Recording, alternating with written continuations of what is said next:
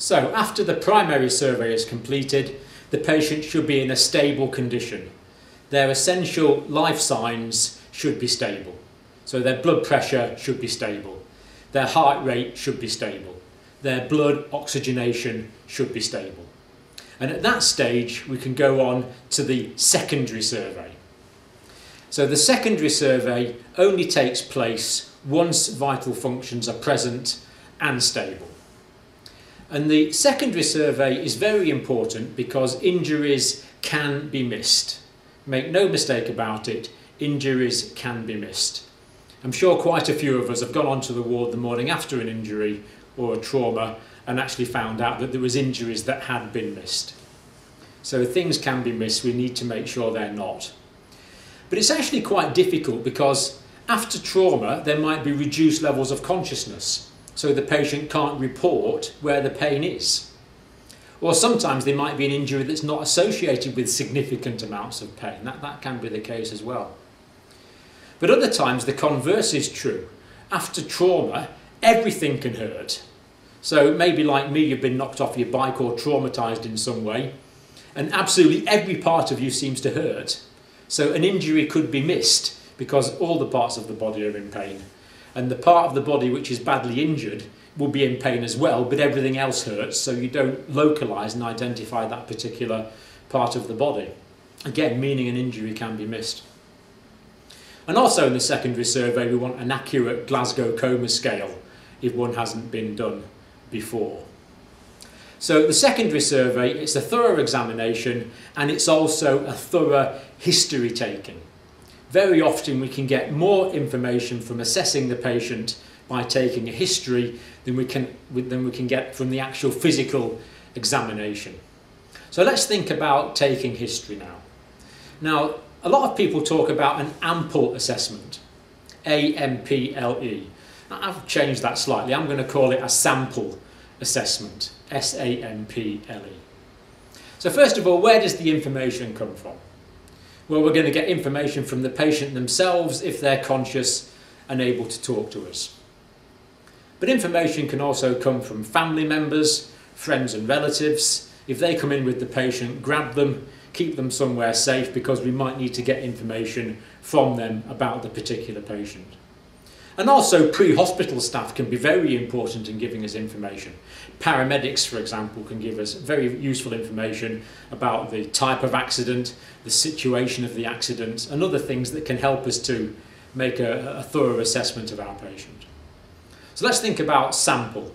S is for signs and symptoms. What signs can we see and what symptoms are the patients reporting to us? So S for signs and symptoms. A is for allergies. And of course, we always need to know for any patient in our care if they are allergic to anything. Now, it could be they've been exposed to something before they came into hospital and are suffering from an allergic reaction already. It's not that likely in a trauma situation, but what is quite likely is that we are going to give them some drugs at some stage. And before we do that, we need to know if there's any possibility that the patient is allergic to a particular drug. So antibiotics, for example, we may want to give antibiotics. Very important to know if the patient is allergic to antibiotics. We're almost certainly going to give analgesia. For example, in the trauma situation, it's quite common to give something like a non-steroidal anti-inflammatory drug, ibuprofen, with paracetamol, possibly even with codeine in addition. And some people are allergic to non-steroidal anti-inflammatory drugs, so we wouldn't be able to give them the ibuprofen. We'd have to give them paracetamol and codeine without the ibuprofen. So very important to know about allergies. Then we need to know about medication. Is this patient on medication already? Now, when we know what medication the patient is on, that's going to tell us a bit about the underlying medical conditions that the patient might be suffering from. Because obviously if someone's on medication for asthma, there's a risk they're going to be asthmatic. If someone's on medication for diabetes mellitus, then they're going to be diabetic. So medication tells us about the past medical history and current medical history of the patient. Also, medication can alter our observations. Maybe a classic example is beta blockers, which can give rise to a bradycardia, a relatively slow heart rate. Or if a patient's on medications, they might need to carry on with those medications. We might need to keep giving them the medication. Or the medication can affect the condition of the patient significantly. For example, if a patient's on aspirin or warfarin, then warfarin is going to be an anticoagulant, meaning that there could be more bleeding. So we might need to consider giving an antidote in that case. But basically we need to know what medication the patient is on. P is for past medical history. We need to know all we can about the patient because that's going to influence their ability to withstand the trauma, and it's going to influence all the treatments that we're going to give. The past medical history. And P also stands for pregnancy. We should always consider the possibility that any one of our female patients is pregnant. There could be damage to the fetus or compromise to the fetus. Or it could be that we want to send this patient for x-rays or scanning, which could involve ionising radiation, and we don't want to x-ray pregnant women. So always check to see if your patients are pregnant. It's very important. L stands for last meal. That helps us to assess how much there is likely to be in the patient's stomach, especially if the patient has a low level of consciousness, because they could vomit and then aspirate in and inhale vomit into their lungs, causing potentially immediate choking, but also causing aspiration pneumonia.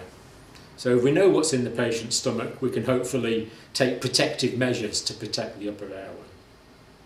And then E, S-A-M-P-L-E, E stands for the events of the accident. The mechanism of trauma should be established as far as possible, because the mechanism of trauma is going to give us a lot of keys, a lot of clues really, into what injuries might actually be present. So the mechanism of injury from the events at the time of the accident. And E also stands for environment. What was the environment at the time of the accident? So for example, is there any possibility of contamination with toxins? Is there any possibility that the patient was irradiated? So signs and symptoms, allergies, medication, past medical history and pregnancy, last meal and events and environment. A sample assessment.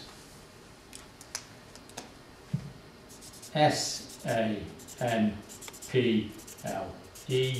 This is the secondary survey.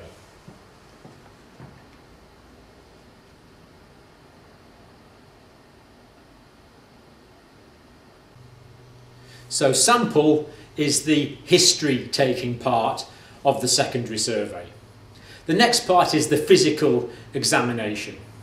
And this is a head-to-toe survey of the patient. And that's a good way to do it. Start at the head and then work your way down. Head-to-toe examination. And bear in mind that really there's 2 or 3 categories of trauma that we can think about. And they're blunt, penetrating, and thermal. They're the main classifications of trauma. So thinking about blunt trauma first of all, where there's a blunt injury without penetration. And blunt injuries of course are very common after falls or even trips or falls from a height. And of course after road traffic collisions there's very often blunt trauma. So we want to consider whether the patient's been wearing a seatbelt or not, for example, whether they've hit the head, whether they've hit the chest. Thinking about blunt trauma. Then the next type of trauma is penetrating, where something's actually got stuck in to the body. For example, stabbings can cause penetrating trauma, or gunshot wounds can cause penetrating trauma, or any form of impalement where something has been stuck into the body. So we're thinking about blunt and penetrating, but also thinking about thermal trauma. Now most commonly this will be burns, but of course it can be cold as well. But if someone's had burns, then that's got quite a lot of implications for the way we manage the patient. For example, patients are often transported to hospital after burns with damp towels on them, and they've had a lot of water to get rid of the heat from the burn. And that can give rise to hypothermia, burnt patients are prone to hypothermia, which we want to avoid. So in that case, we'd take the patient's temperature and prevent hypothermia. And as well as that, with thermal injuries, if the patient's been in a smoky environment and they've been burnt, then they might have inhaled very hot gases. And we can look in the top of the patient's nostrils and see if there's any singed hair that would indicate the patient's been inhaling superheated gases. Now, why is it very important for us to realise if a patient has been inhaling very hot gases? Well, these hot gases can go down into the airway and start an inflammatory reaction in the airway.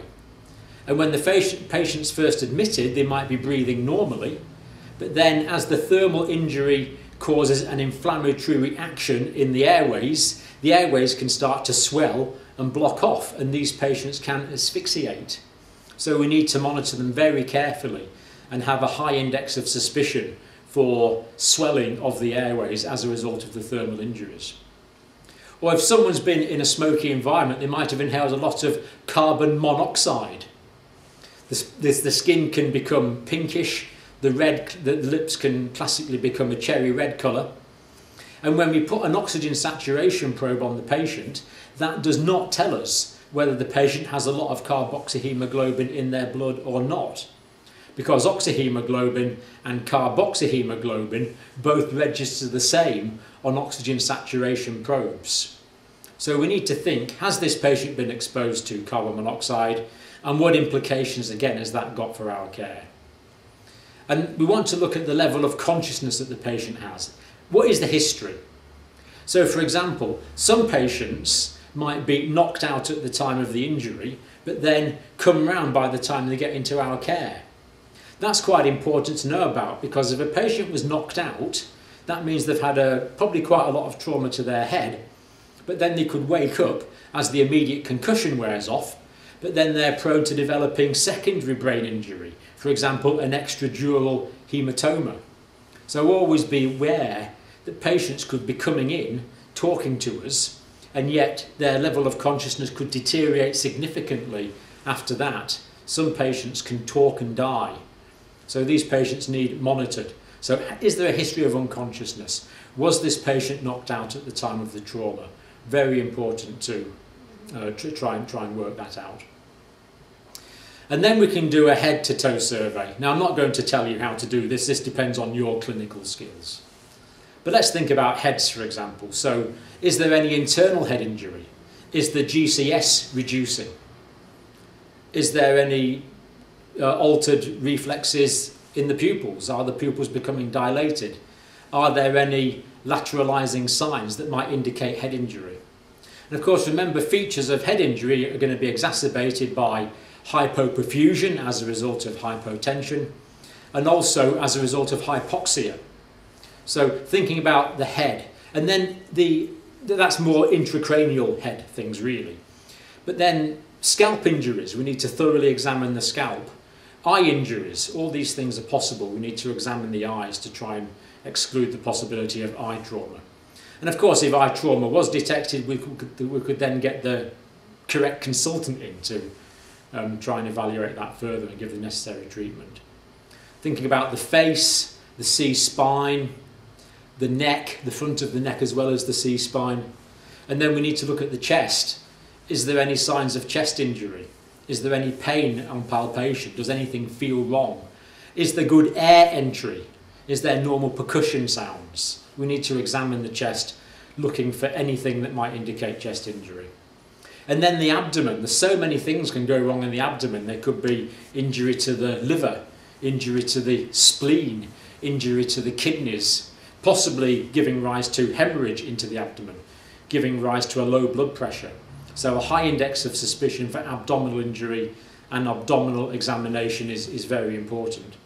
And then the perineum. Is there blood, PR blood? Is there PU blood, blood in the urine? Is it necessary to carry out a rectal or even a vaginal examination, depending on the type of trauma? And then the musculoskeletal system. We can examine every bone in the body. We can feel all the bones, looking for abnormal position, any pain, any developing swelling or hematoma, any abnormal movements, All of these things can indicate musculoskeletal bony injuries. And then a thorough neurological examination is important. GCS, of course, but also thinking about the peripheral nervous system. Is there damage to the C-spine, or damage to the rest of the spinal cord, or damage to peripheral nerves? We can look at these things in much more detail in this more leisurely secondary examination. But once a system or a part of the body has been examined, that doesn't mean we can forget about it. We need to keep on re-evaluating these patients. And some units will re-evaluate and do a secondary survey every day in the morning just to make sure there's been no changes, just to make sure the patient hasn't deteriorated. And the back of the patient needs to be examined as well. No secondary survey is complete unless all of the vertebral column has been examined. This means we'll need to log roll the patients. This is going to take at least 4 people to do this, 1 to take charge of the head and 3 to help turn the body, plus the examiner as well. So you've got to get 4 people to do the log roll and then 1 person to do the examination in addition to that. And then we might want to do x-rays. So the standard trauma x-rays are C-spine, chest and pelvis, or anything else that indicated where there might be an injury where x-rays would become appropriate. So is there a fractured femur or a fractured tibia? Obviously those parts of the body would need to be x-rayed. And think of other investigations at this stage as well. Certainly do a blood glucose estimate if that's not been done before. Other bloods. Are we going to need more sophisticated scanning like CT or MRI? Or if there's an abdominal injury, are we going to need something like a FAST scan, an ultrasound scan? Focused assessment sonography in trauma, FAST scanning, can reveal any free blood in the peritoneal cavity. And always bear in mind the standard things once you've got time, like keeping records. Get consent from the patient or immediate relatives as soon as possible. And then bear in mind that there might be, in some cases, forensic implications of the trauma if the patient's been attacked or in a road traffic accident. So we might need to collect some forensic evidence as we go along.